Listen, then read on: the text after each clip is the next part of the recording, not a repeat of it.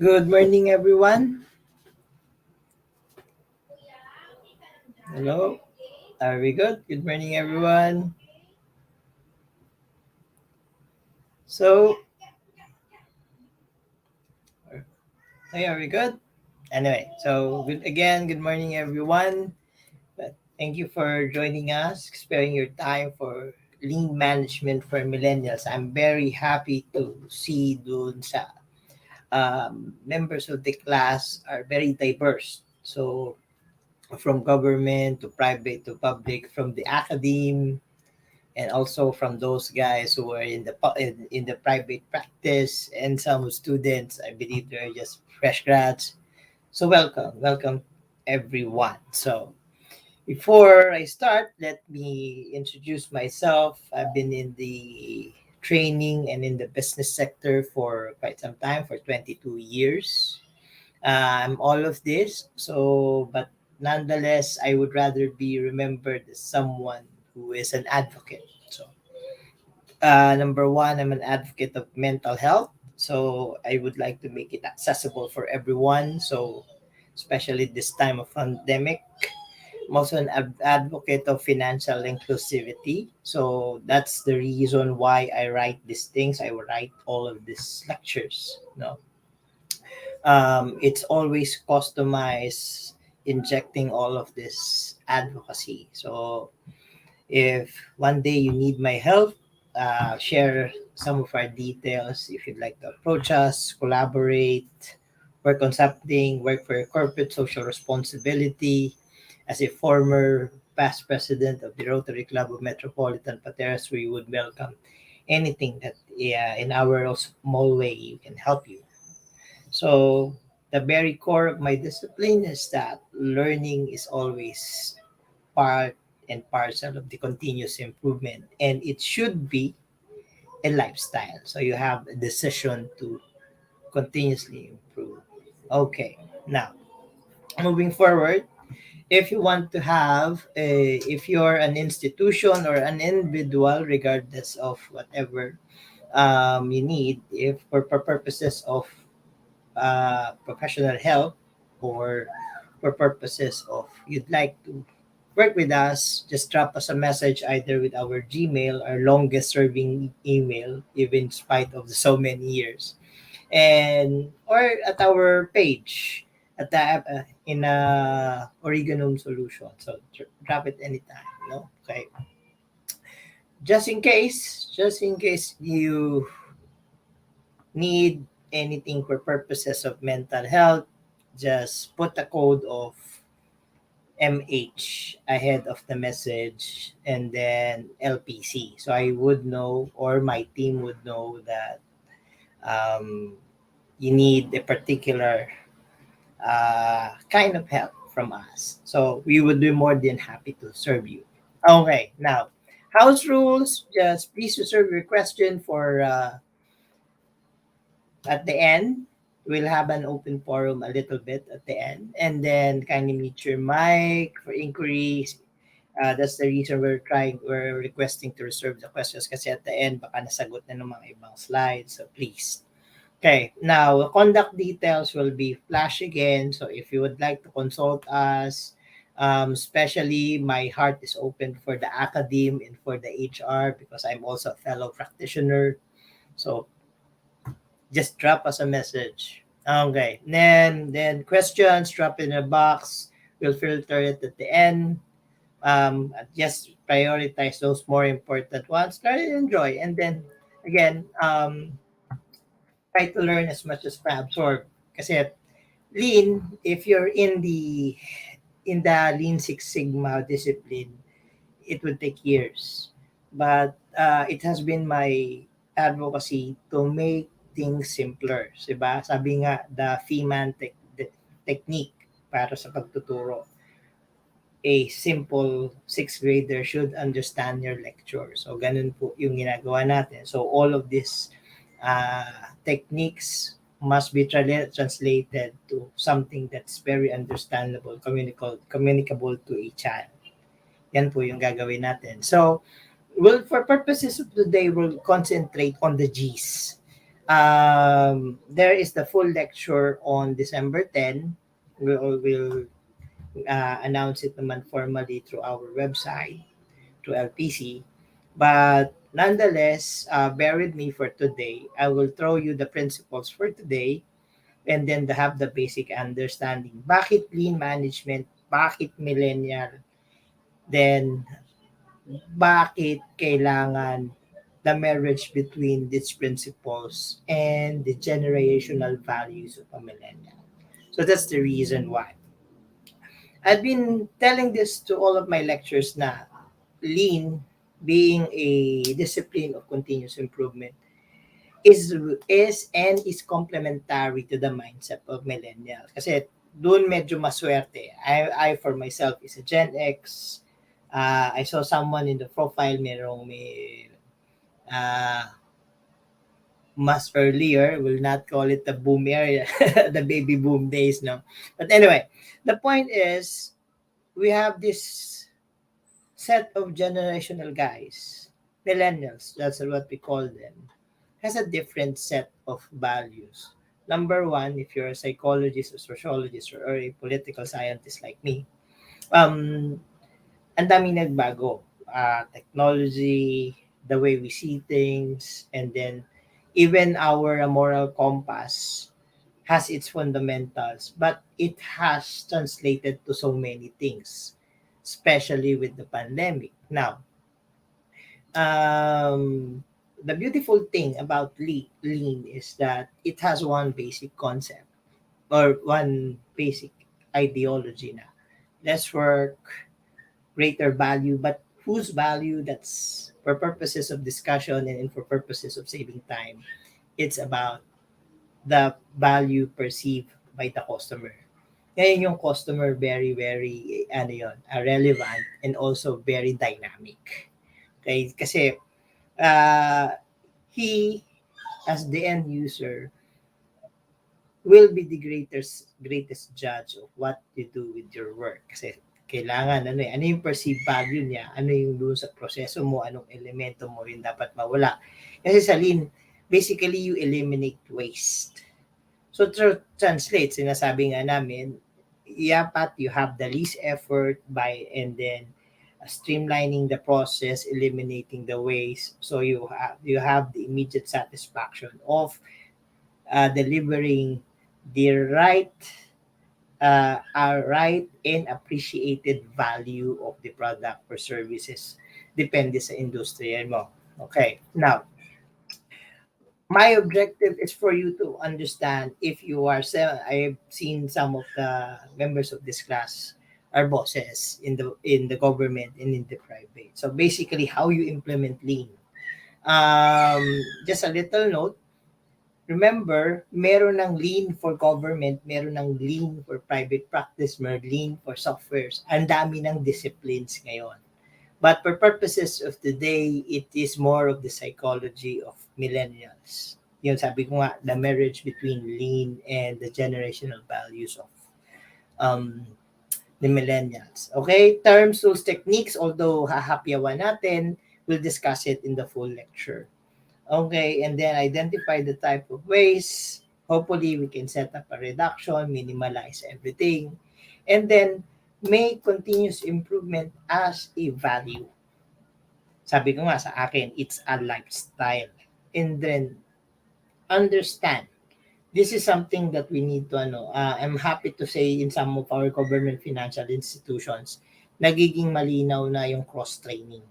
And then yung flexible staff practice, na-accelerate pa siya ng pandemic. Now, for you, just to share with you, Origanum Solutions has been working with government for the longest time, and we have been serving and then syempre analyzing and sharing all of this data. I'm not sure how they are applying lang, but I'm very happy to say marami na tayong na-speed up na processes. Marami nang na-digitalize, marami nang nabago, and then na-accelerate pa ng and that is because of the observance of lean. Now, who's my target audience really for this and for the full lecture?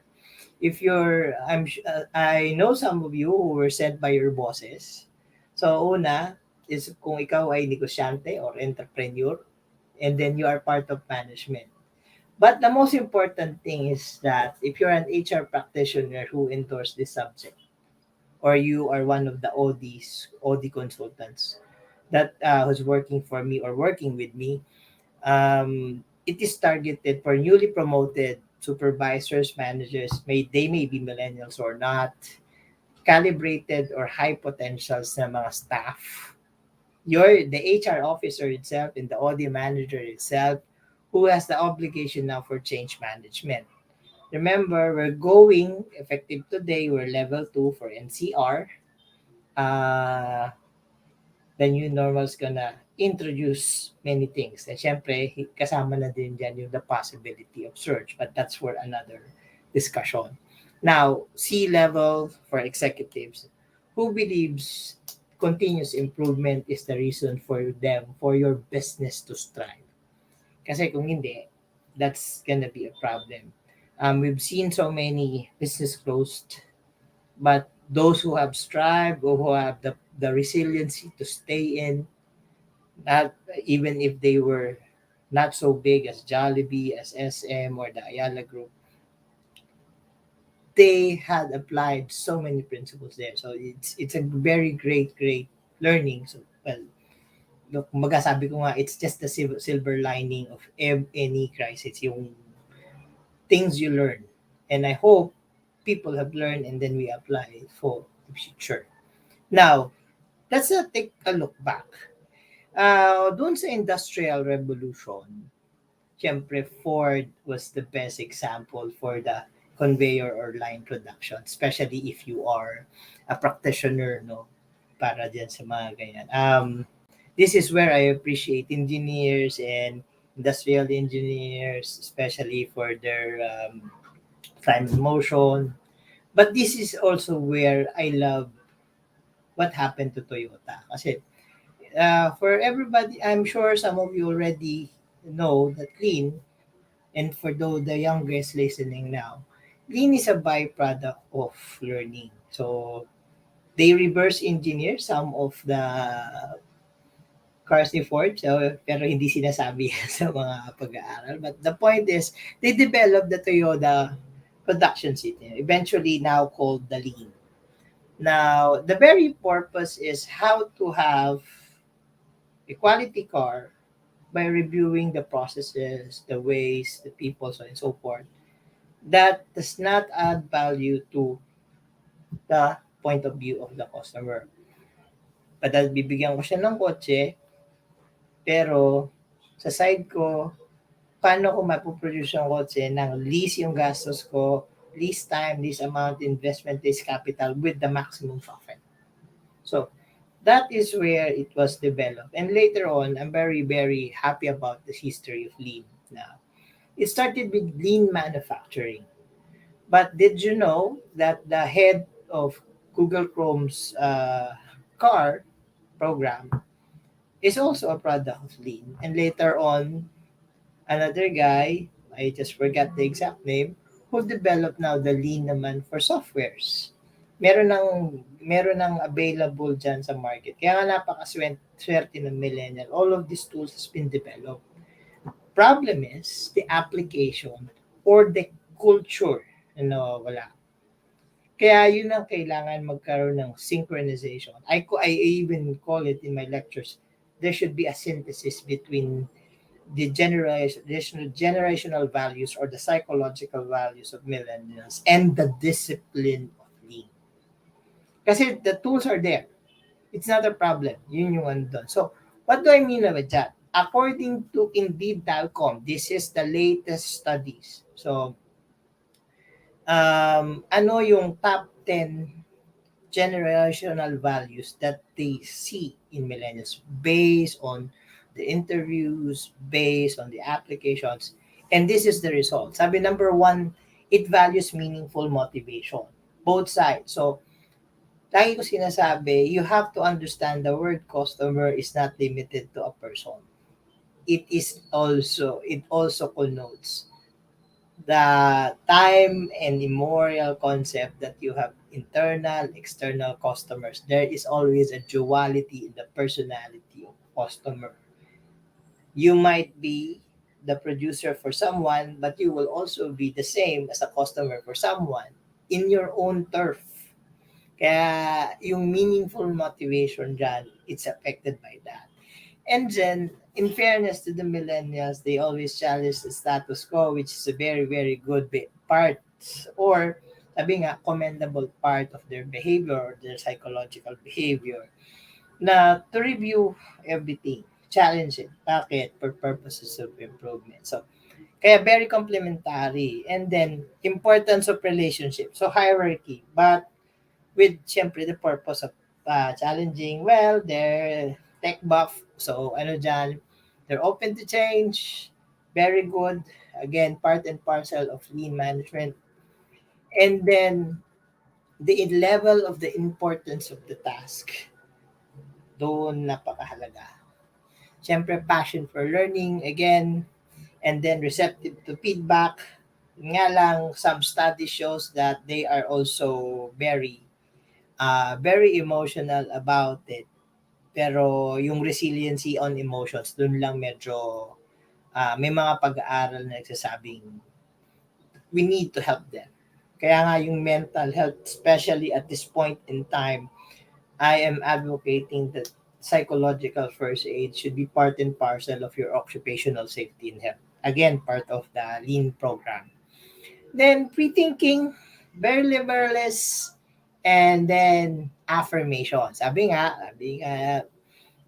yung social interactions is part and parcel also of the millennials. The feel to connectivity, yun nga lang, medyo subdivided dyan due to the fact of social media and then syempre the filtering of all these informations. Now, we got one idea, the basic concepts of who is a millennial. Now, ngayon, if he is your employee, if you're one of your high potentials, if you're a Gen X, you're a Gen Y, you're a baby boomer, you may have a different appreciation of that. But if you're a lean practitioner, medyo you also have a complementary appreciation of them. So kasi yun yung yun yung sinasabi ko lagi sa mga empleyado ko, including in all of my businesses, that always be at their shoes, understand them in order to understand what's happening. Kaya napakahalaga na alam mo yung general values. And then, why I'm giving importance to the millennials? Because they are the biggest workforce already. Tayo, we're fading out of the workforce. Probably you're in your middle management, or some of you, or going up, or you're already a businessman, or you're alone. But you will have to handle, someone will be under you na millennial. So, all of these learnings, you have to share with them. If not, replicate with them.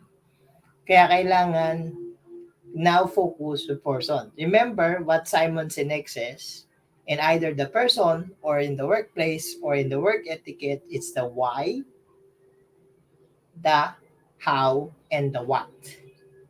So, andun ka sa why the millennial.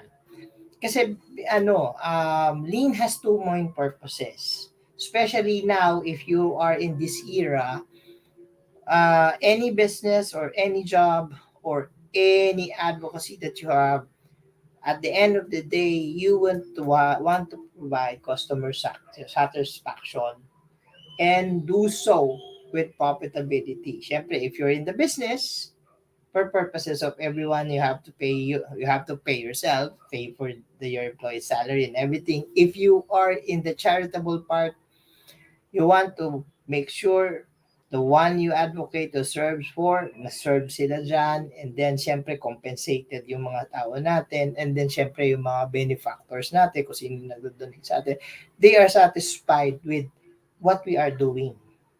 That's how beautiful lean is. Okay? Now, synthesize the millennial, synthesize the principles of lean. Your umbrella is the lean discipline. It has two pillars, no? So continuous improvement and respect for the people. Bakit? Because mamaya later on, like the five foundations, it will tell you many things. But the detailed discussions will be at the full lectures. Diba? Genji Genbutsu. You see, what you see is what you get. Basically, that's the slang term for that. Kasi if you cannot visualize the problem, how can you fix the problem? So, dapat meron ka munang physical concept of what's happening. Kaizen is continuous improvement. And then, syempre, the value chain of challenge, either both internally or externally. And syempre, the value of teamwork. Okay. Now, what I love about lean is about the last foundation, which is respect. Because the culture of lean mandates you that it should be developed from the CEO up to the last person down. Everybody has a say on the input. Kasi at the end of the day, if you are familiar with Richard Branson, the CEO of group of companies, sabi niya, my first customer is my employees and they will do the rest. Okay? If you accord such respect, opportunity, support, learning, autonomy, then that's the time you have fully engaged uh, support and fully engage the word respect in the concept of lean doon sa inyong mga tao. Okay? So, now, just to give you an idea, if you are a manager, a senior manager of a department, and you want to introduce chain, doon na lang natin na di-discuss sa full lecture. But for purposes, I just like to enumerate a few. If you want to change the current state and introduce yung lean, I would encourage you to use this one. Okay, 8 PDCA, A3, the 8 ways, but originally it's 7 level processes. Ayan, value stream map, which is the most common use for the current state. Okay, the spaghetti chart, lean metrics, and the five. If you are in the ISO 9001 to 2015 QMS, Quality Management System. Siyempre, paborito nyo yan, histogram, Pareto chart, 5 whys, and fishbone diagram. So, man, machine, money, so and so forth. So, but not to discuss for purposes of today. If you want to change the current state. So, yan yung mga ginagamit. But, if you're the CEO, you're the next executive vice president, according sa aming mga pag-aaral, you should use the lean for future state. So, single po, changeover reduction, yan. Cross-training, especially sa mga kasamahan natin dito na candidate uh, for promotion. Yan, again, most of the ISO institutions, they start with also the 5S, the value stream for future state, kinakasama na rin yan. And then multi-phase implementation, and then the pinakasikat also within Six Sigma is the Pokayoke. Okay, the mistake proofing. You take away the mistakes or at least non-conformance for each stages. But again, for future discussion.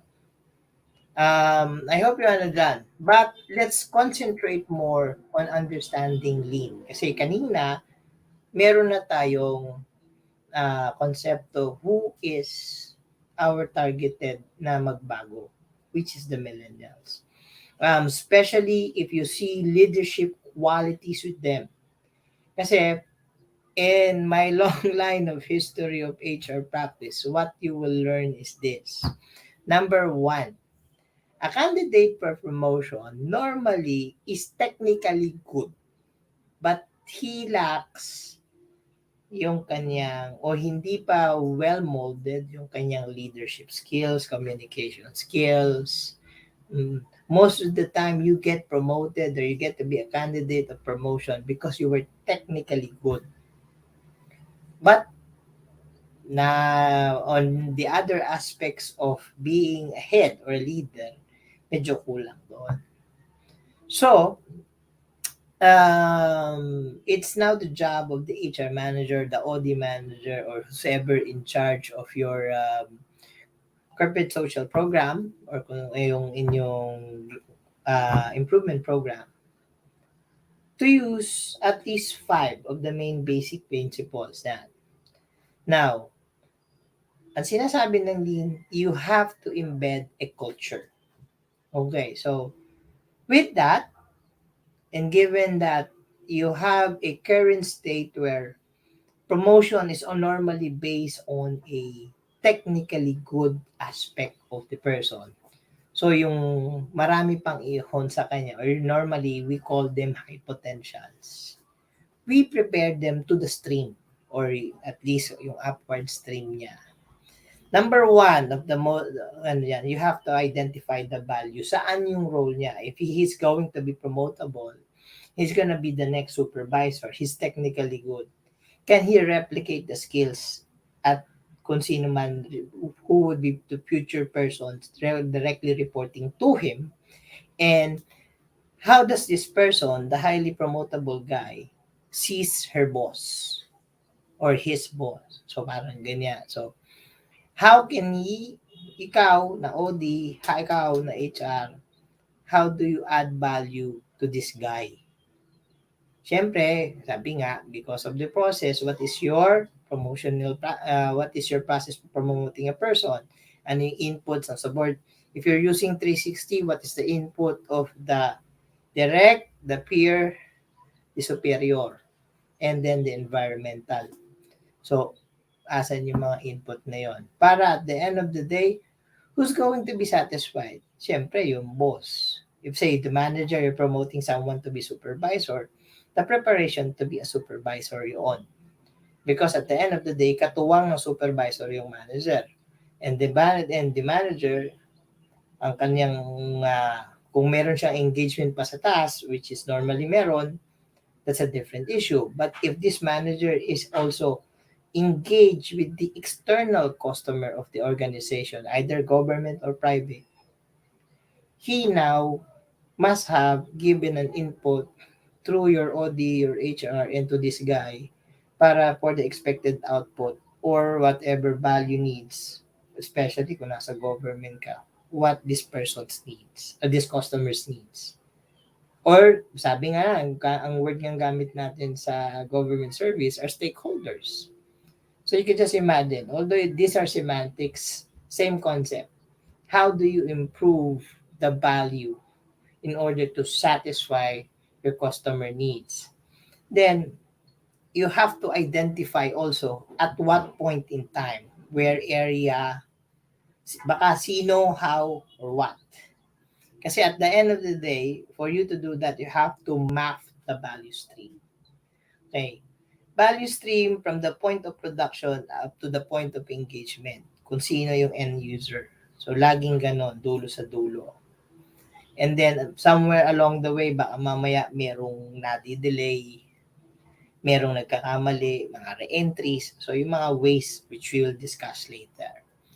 So, you have to have a visual representation of your process flow. So, you will see some government or private, especially kahit naman ngayong pandemic, even if you just a simple testing area, mapapansin nyo, nilalagay na nga na through a banner. That's a simple practice of lean, yung process flow. And then, syempre, the purpose of that is for the customers or the patients identify how to do it fast. And then, at the receiving end, kung sino yung magre-receive, magpa-process, kung sino yung doktor, kung sino yung vaccinate, and so forth. It's supposed to be smooth. Kaya nga, you have to have a visualization of the process flow. And then, syempre, once the engagement begins and so many practices have started, you can already easily identify saan nagkakamali, saan ang bottleneck, saan dyan. Now, when you're already done the process, you have to go to creating a flow. So, dito pumapasok yung yung cross-training. Kasi bakit? Kasi for them to have an appreciation what the other person is doing. So if he has some challenges, this is the reason delay. Now you understand if you exchange your shoes, alam mo na kung bakit kaya pala nahihirapan si Mr. A. Kasi doon pala yung bottleneck niya. Nagpalit sila, oo nga Mr. B. Ganun po kasi yon. So now, what's our middle ground? What's our resolution? How we're going to make it pass? What are the things we should remove from the process? So para at the end of the day, it becomes faster, smoother, and then syempre, sabi nga namin, parang na lang yan, very smooth ang ikot. Okay. Now, establish a pool. So, for this concept to be understood, you have to understand the push and the pull and the word batching in workloads. Either if you're in the office, if you're in the business, or if you're just in government service or in charitable works. So push-pull. We must understand muna yung push bago natin i-discuss yung batching and then yung pull. So sa push kasi, halimbawa, if you're creating a lead in your office, so this has been our experience for most government offices. Okay, sorry to say that, but nonetheless, this is in order to help everyone.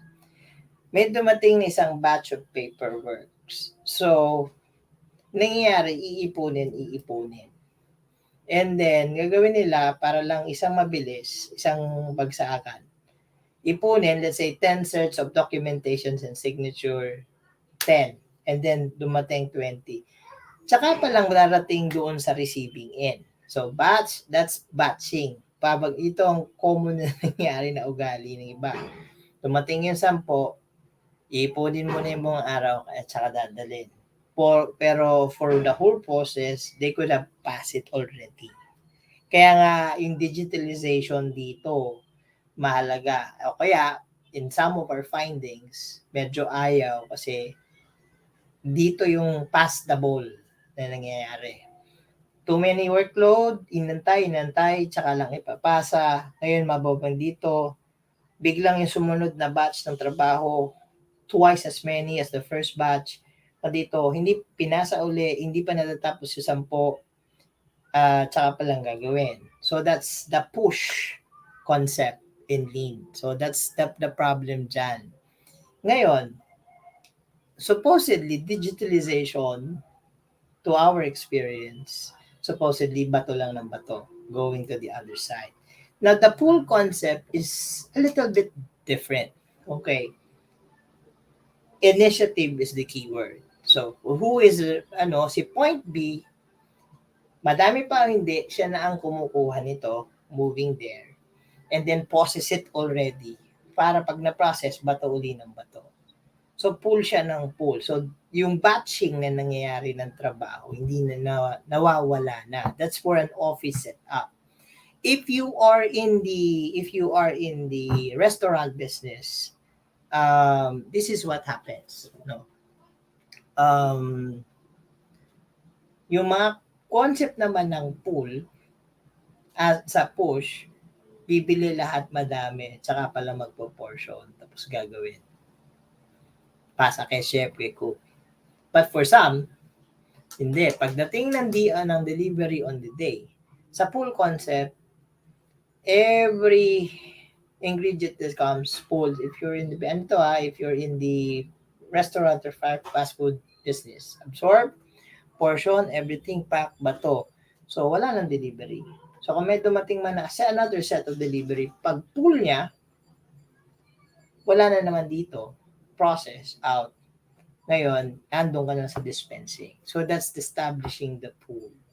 So, that's one of the best way of Lean to minimalize yung process or fastening the processes. So, yan, may iba-ibang applicant, may iba-iba siyang translation. So, that's why we're discussing only principles for the moment. Discuss the rest to the full lecture on December 10. Now, Fifth, and it's the most important step, no, is that you have to inculcate or encourage, make it a part of the culture na ikaw ay lean, practicing lean. Or everybody has a say. Kasi doon pumapasok yung respect. Now, everybody should have a concept of improving themselves time and again. The moment na mawala yung konseptong yun, you lost that part or you lost that already. Sabi ko nga, enthusiasm if you don't give them the opportunity. Okay? So, yun yung meron na. So, these are the 5 lean principles. We discussed them in full to the next. Now, you have to identify also the tools that is working with you. With the so many tools, you do not use all of them at one time. The point is that you can always customize which works for you best. And then what's important is you embed a culture of lean or continuous improvement for that matter. Kasi even with the so many tools, kung hindi embedded doon sa kultura, hindi rin nila gagawin. Or if they don't see the opportunity to continuously improve, that's gonna be a problem also. Kasi yun yung especially if you have been working with Filipino companies versus American companies, one of the greatest observations is that how do you see opportunities? Or the other way around, how much opportunities do you give to everybody? Kaya napakahalagang konsepto ng kultura. Now, question for those who are owners, senior managers, and business owners in this class. Can a company, startup, ever be lean? The answer is a simple yes. But it's a matter of discipline. Bakit? No? Bear with me. I got 10 minutes to go. Lean is about customer value first. Satisfaction. Okay? And then, the problem here is that customers' value changes from time to time. Siyempre, iba ang concept nila ng value pre-pandemic, during pandemic, and then going back to the normalization. So, you could just imagine yung ano. So, ibig sabihin also then, our business requirements is also very dynamic. It's changing always and time and again over time. Now, in providing yung customer satisfaction, dapat kasi there's always no clear cut because may mga personal circumstances on what he wants and what versus what the society dictates. Okay, pero syempre, like for us, we want to be for society, it wants to be more climate change friendly, environmentally friendly, but the customer some things want very opposite to achieve their satisfaction. Maybe bigger, maybe faster, especially if you have concept cars. Everybody's talking about hybrid in society, but you want a Ford Mustang who has a 5.0, 6.0 na makina. So you can just imagine for the use of gasoline. Customer wants speed, maximum speed, but it consumes gas. The other ones wants to provide you a car, but it has to be environmentally friendly. So, one of those classic examples. Now, what Lean is telling us is that in order to have a matrix or a way to see those customer satisfaction, remember yung customer satisfaction, that depends on your uh, industry or if you're whatever agency of government or if you're in school, whatever, if it's primary, secondary, or college or in the grad school, they always have a different appreciation. So what Jocelyn is saying that you can always deploy a quality function deployment. Bakit? You have to translate it in mathematical terms how to satisfy them. Pero yeah, this is my favorite definition kasi ng QDF, no? Basically, you have to translate the voice of customer to what you are doing. Eliminate mo sa process, hindi naman gusto ng kung hindi naman willing magbayad ang customer ng added amount, yung dagdag mo man o hindi yung itong particular na sistema o rekado doon sa produkto na hinahain mo sa kanila. So in order to achieve that, there is a matrix dyan. So depende doon sa planning mo, ano yung highly technical, highly important, based doon sa competitive values, and so forth. Yan yung basic. So this is just what we call the house template for QDF. But for further discussion, and then just ask any help if you need to verify. Okay. So this is one of those. So si slide si I think pinaka-technical assessment, but you can have your own. So hindi siya tawag dito. Hindi siya dikahon. So if there are things merong customer na gusto sobrang tamis, parang spaghetti lang, Filipino spaghetti, may maasim, may matamis, may makeso, may ma-dry. Really depends. So how do you see this? Compare all the spaghettis of Jollibee, McDonald's, the one you see in Sbarro. All of this shows you what kind of QDF they deploy on how they understand their kind or market segmented customers.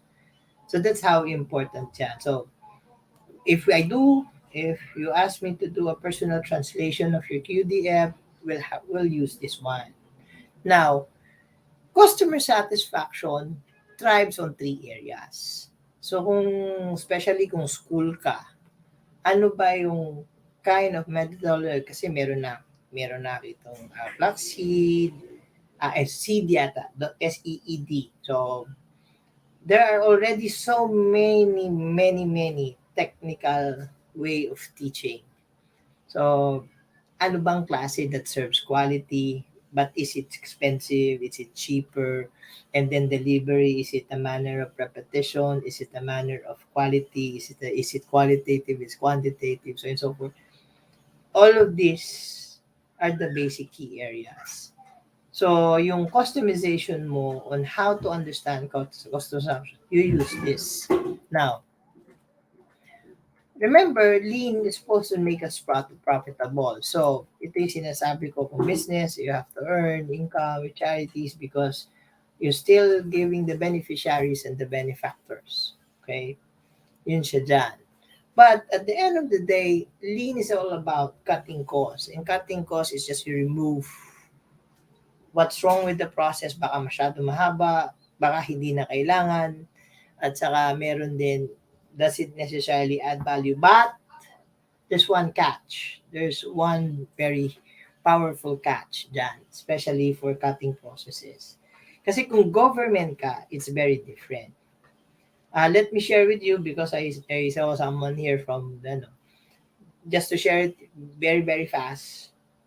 Some provisions in processes, either legal or technical or administrative, are there for purposes of check and balances. So the private practice is not exempted from this one, especially if you're doing lean. So pag ginawa mo, visualize the process, know who, what, where, how, and then now you have done your supply chain. Bakit may mga ganyan? Perfect example is audit. External or internal audit. That's the best example of processes na supposedly can live without, but the purpose is check and balance. Okay? Now, yung originally, and I stick with this being a lecturer myself kasi meron ng ibang lecturers would say 8. But I stick with this. Yung motion, inventory, baka sobra-sobra, hindi naman nagagamit sa oras because your purpose is to least effort, earn more, satisfy. And then, syempre, although this has or was originally developed for lean manufacturing, you will have your own interpretation of um, ways in your particular industry or workplace. So halimbawa, ang pinaka-paborito ko diyan kasi yung over-processing. Um, ang da- ang daming ang dami na naming clients na um, counter check. So how many counter checking? And then with this counter checking, syempre it leads the lead time or the waiting. Actually, yung isa dyan, although may mention ko lang, some lecturers kasi includes the intelligence as a ways. Bakit? Underutilized, underutilized, not utilized at all, or they are in their wrong position to be utilized. So, halimbawa, if you have an accounting office, an HR personnel who is graduate of accounting or vice versa, which who is not at accounting, that's a problem kasi hindi siya fully utilized own ano at their own best capacity. And then, syempre, lean cannot forego without a value stream map from moment of production to delivery. Now, this is just for purposes sa production. We can do a customized one for office. We do for fast food restaurants, which we are using for one of my companies. And then, syempre, for Origanum, which is basically a leadership development company in syempre, we're in our collaboration with LPC. Anyway, so, ano lang yan, it's just a roadmap. It can always be translated depende dun sa industry nyo. But just to understand, there are three levels. The information flow, the material and data flow, and your timeline. So this is a more, but in order to understand that, three key areas na naman. Information, data flow or process flow, and timelines. Nag-o-observe ba yung kumpanya o yung organization or yung company? Ang maganda yan if you translate that if you're in an educational institution, if you've been there for the longest time.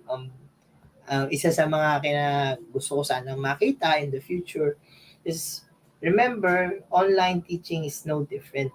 It's existed before. So, meron ng OU even before the pre-pandemic. Ngayon na probably na accelerate because of the pandemic. And what improvements we will have when we normalize already. Okay, so baka nga mamaya sinasabi nga ng ibang mental health practitioners, baka meron ka ng Zoom fatigue, Google Meet, Microsoft Teams, may mga fatigue na yun nun. And then, if you are a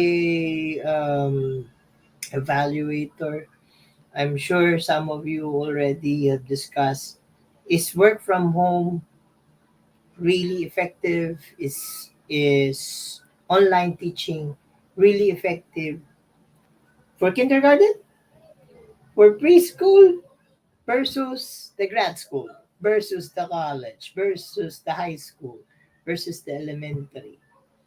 I'm sure there is a different level of customer satisfaction. There is a different level of appreciation of the learning. Siyempre, humans eh. Different learning curves. So, ganyan dyan. Now, again, I'll go back to respect. Kasi lean must be embedded with the people. So, lean should start from top to bottom. So, from the CEO down to the your janitor, your guard, your driver. So, let me share with you one of our practices in Origanum. No? Um, Here in our corporate office, everybody has a say. Kung hindi man diretso, I am practicing the revolving open door doctrine. So I don't have a door. Anyone can come. If I have to meet in someone in private, we go to the conference room. Bakit? Because everyone has the right to contribute. You should function as one system, as one machine. Kasi So, ang trabaho ni Lean is to have a visualization, use, especially because millennials are very visual in nature, especially kids. Um, you have to show them where or let them realize what did you draw, what did you process, based on your process, where's the bottleneck, where are the challenges. Put a red dot there, understanding why, how, when.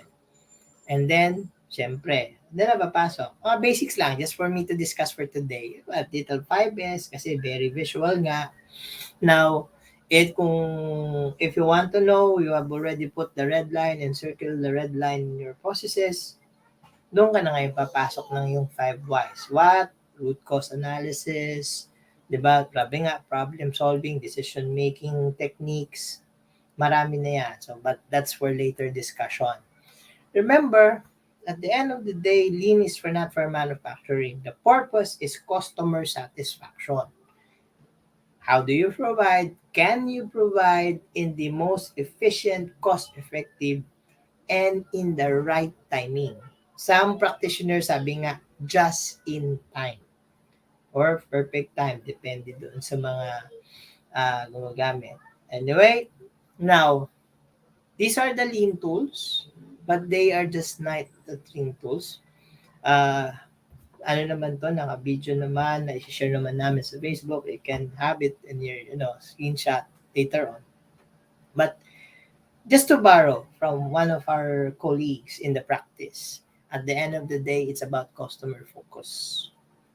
So you can use any of these ones, any of the tools. We will discuss it in the full lecture. But for today, yan na muna natin.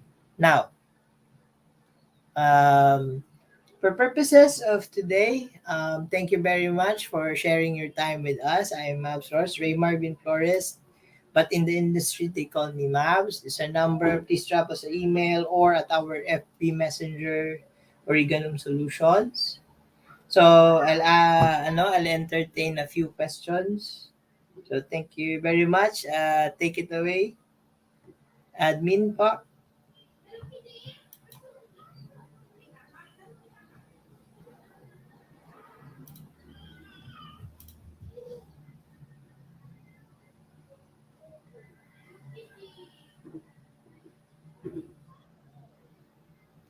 Okay, I'll open the floor for a few questions if you have, everyone.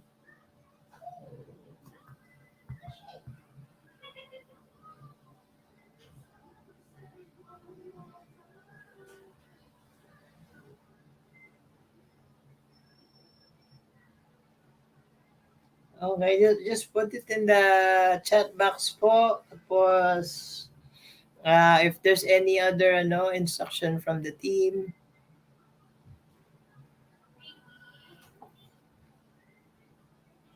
Okay, let me see. Anyone? Please?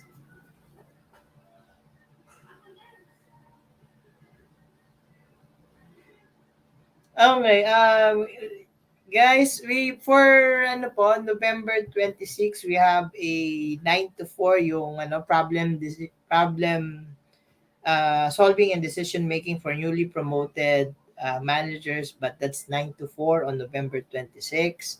And then our full class for the lean management for millennials, that will include also the tools na i-share naman namin lahat ng materials doon, so we have the link there at our chat box, so please do so. And then on December 10 is the full lecture for the lean management. If you have some questions na hindi po masasagot or nahihiya pong masagot, please text or email us. But for faster recognition po, we just drop us a message at Origanum Solutions or at LPC. They will forward it to us. We're more than happy to answer. So yung dyan, everyone is welcome, please. So, okay. Anyone? Questions po?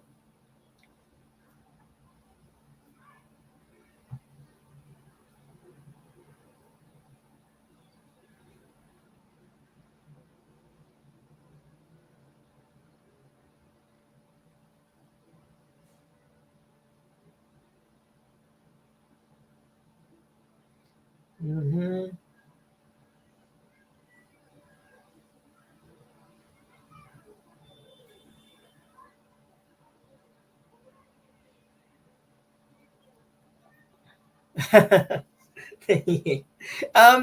we have an evaluation or anything that we'd like to request from our participants?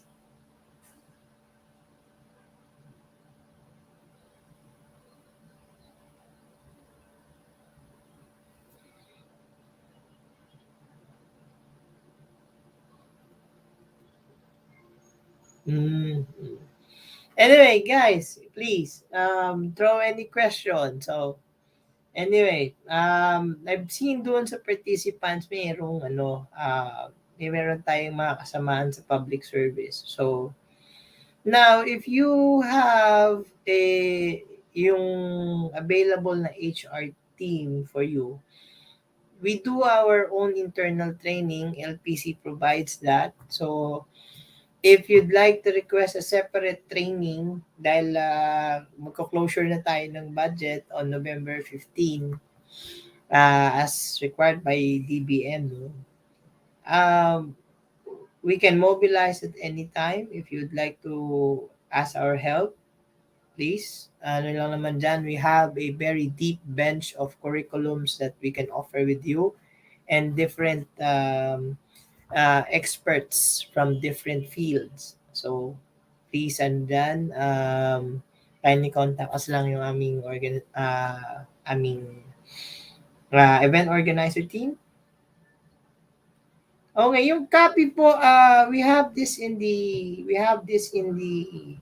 YouTube po, nire-release po namin doon. So it's for easy access. So if you need to do so, go back to the uh, details lang po. Although we would need ayan po, nilagay na, shinare na po namin yung aming channel sa YouTube. Please feel free to visit. Ang dami pong magagaling dyan. Ang dami po tayong lectures dyan. Tackling different subjects.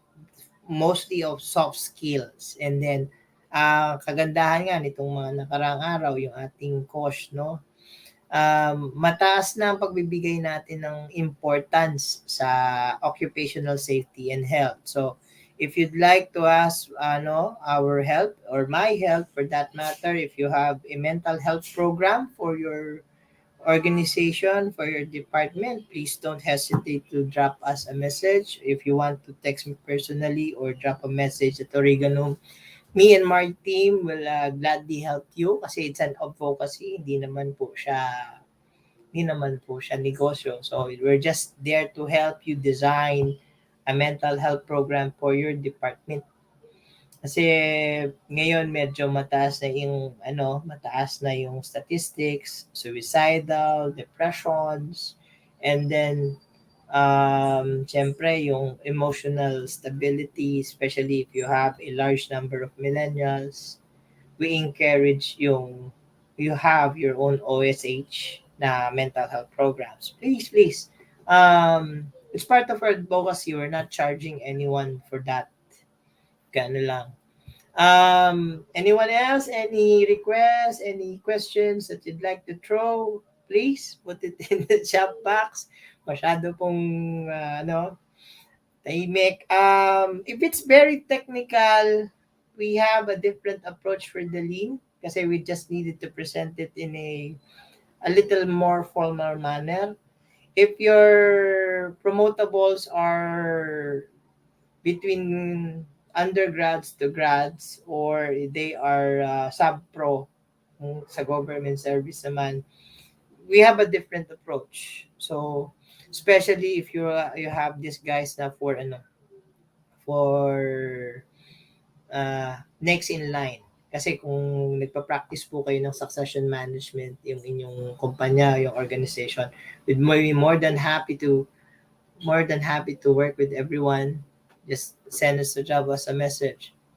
So, anyone guys, anything else? I let our admin take over. If no more questions, thank you very much. Thank you for your time.